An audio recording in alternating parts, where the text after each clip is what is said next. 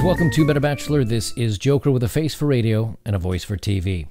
I don't have any layovers, no news stories or anything to talk about tonight. I'm just going to talk about our community and how I think sometimes people can make themselves feel like they don't belong or they're not connected to anyone else. Before we get started, if you would, please, anytime you want to check on my videos, make sure you've subscribed, but also check my homepage, my video page, because for some reason my notifications on videos aren't going out, and I notice my views are almost cut in half than they normally are. So I'm not sure if some algorithm has hit or not, but if you want to make sure you stay on top of my new videos, I'll be putting up a couple every day. Just come to my page, bookmark it or something, and then you can always make sure to see my newest videos. For those that have supported my work, thank you. So I've been reading comments over the last couple of months, and you know, I'm on communities here in on the web where I come to the manosphere to see what people are talking about. And something I've noticed that's a little bit disconcerting and worries me a bit is that it seems like we almost always are pushed or led to believe that it's a good thing to dislike people that are different than we are. If you take, for example, just us guys on our own, we're already at a little bit of a disadvantage because we are pressed out by the media. We're attacked. We're kind of told that we're weak, or we're not masculine, or we're too masculine, or we're too this or not this, and we always seem to be at odds. People don't really seem to care much about men's issues right now, and as a matter of fact, a lot of times they find it funny or interesting when something happens to men. When you see teachers that are inappropriate with students, when you see things, and then the law does virtually nothing about it. When you see guys that are physically attacked or assaulted, and the women are given little to no jail time, but if the reverse were true, we'd know that there would be some pretty harsh penalties. We're already kind of separated from society as it is. When you're in the manosphere, I notice that sometimes guys will say, well, if you're not monk, you're not really going your own way. Or, you know, if you still interact with women, or if you still talk to them, or you still go with dates with them, that you're not really a guy going your own way. And then on the other end, I see guys that say, well, you know, I'm still in my dating phase, and I don't plan to live with one, and I don't plan to have a long-term relationship, and I'm not going to get married or let them have any access to my finances, so I don't see anything wrong with dating. And all of a sudden, those two groups are a little bit at odds. They don't agree with each other. So many times they feel like, well, we're not part of the same community anymore. They segregate and they separate themselves into a smaller batch. Then when you take on top of that probably half of us here in America are part, and maybe it's not 50-50, I use that as an example, but some of us support certain people for the presidential campaign. Others of us may support a different side. Well, we're not in the same camp. I mean, I do feel like if I were to accidentally turn my chair and you saw either a Trump hat back there, or a Bernie Sanders t-shirt, or a Warren t-shirt or something, whatever, that many of you would say, well, that's it. I don't want to listen to this guy anymore because we don't agree politically, even though this channel really doesn't talk about politics. It really has nothing to do with it. But just knowing I feel a certain way is enough for some people to say, well, I don't want to be a part of that community anymore. So when you look through this step by step and piece by piece, we are systematically being pulled apart until there are so many thousands of little groups and so many thousand little different ways of thinking about things that no one can really get going on anything, that no one can really agree on anything. And it makes us feel very alone and not part of a community.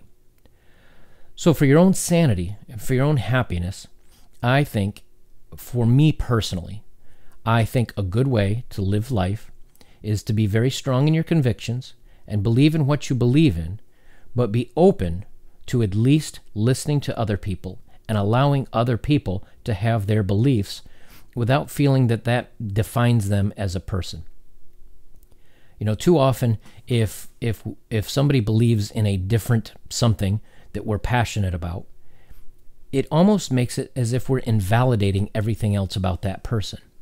And I don't know if this is politics doing it. I don't know if it's society doing it. But whatever it is, it's almost meant to tear apart everything that could make us happy, to make us get along with each other. So if you feel like you're disagreeing with everybody, or you're not happy, or you're not getting along, or you find that you always end up in arguments, or that you can't find anybody that agrees with you, we're all individual people. And many times because of that, being individuals, there's no one that's exactly like me. But there are people out there that are 99.99% like me. But what if you had a very open mind? What if I could sit down and I could have lunch, and over on my one side, maybe there's somebody that's a female Trump supporter. And on the other side, maybe there's somebody that's an LGBT Bernie supporter. What if I could sit down and maybe I didn't agree with everything with either person, but I could find some things that I had in common with them, and you could at least have an interesting conversation. Maybe you could learn something. Maybe I would disagree with both of them, but at that point I decide these two people, or these groups or whatever, don't have anything interesting that I'm interested in, and thus I know not to get myself involved in them anymore. That's certainly a possibility, and that's certainly a way you can go through life. But I think you'll find more happiness. I think you'll find more peace of mind. And I think you'll find that you don't get so agitated or upset when things are different than you are if you at least stay open-minded. You and I might agree on 80%, 90%, 95% of things. But what if we agreed only on 20%? Isn't it possible to take that 20% and say, I appreciate this person or this person's thoughts on that 20%, and I will discuss the things that we have in common on the 20%. But on the other 80%, let's not talk about that. We just won't deal with that. And this allows me to go out and ride motorcycles with people that are kind of on the left side politically and on the right side politically. And I still have a good time. We just don't talk about politics. This allows me to go out and enjoy time with female friends. Now, granted, I don't have any currently, but I have in the past. And if I found a female friend that I wanted to talk to, I could say, this is someone I don't want to date. This is someone I don't really care about their dating style or what they do, and I don't need to know what they do in the dating. But if they're a good gym partner, or if they're somebody that I can go ride motorcycles with or whatever, I can appreciate them for that.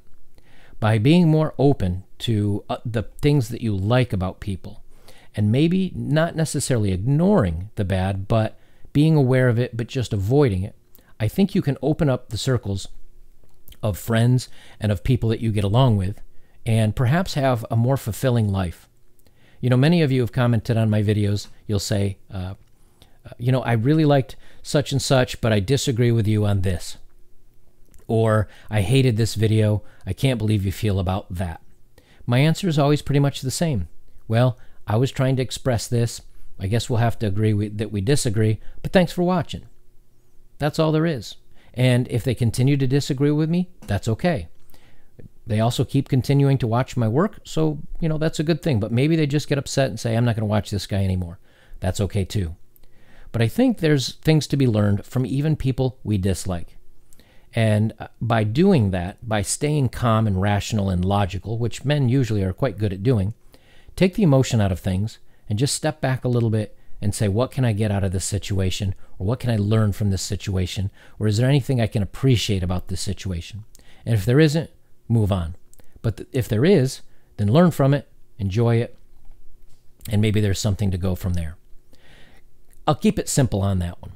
So make sure to check back on my webpage every once in a while, see if there's anything new and exciting there, and that way if you don't get notifications, you'll know. I'm not sure what's going on with my stuff, but since I made that video the other day, it had been happening about 2 days before, and I've noticed it since then.